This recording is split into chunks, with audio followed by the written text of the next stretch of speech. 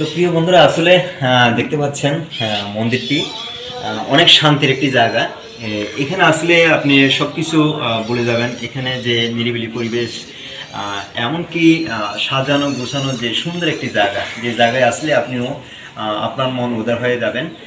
যদি আপনারা বিশেষ করে সময় পান, প্লিজ আপনাদের কাছে হাত জোর করে বলছি, সাপ্তাহিক একটা শুক্রবার আপনারা যে কোনো মন্দিরে গিয়ে আপনারা অবস্থান গ্রহণ করবেন, প্রসাদ নিবেন, ছেলে সন্তানকে গীতা শিক্ষা দান করবেন এবং ছেলে সন্তানের প্রতি উদার মনোভাব নিয়ে পড়াশোনা কাজে লাগিয়ে যাবেন এবং ছেলে সন্তানকে যেখানে যাক, যে অবস্থায় যাক, সাথে থাকবেন, সময় দেওয়ার জন্য চেষ্টা করবেন, তাদের পাশে থেকে তাদেরকে ধর্মীয় শিক্ষায় শিক্ষিত করে একজন সুনাগরিক হিসেবে দেশের জন্য গড়ে তোলার জন্য চেষ্টা করবেন। এই কাম্য আপনাদের কাছে আমি করছি।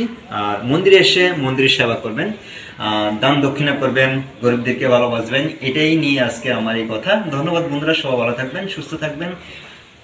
নমস্কার সবাইকে।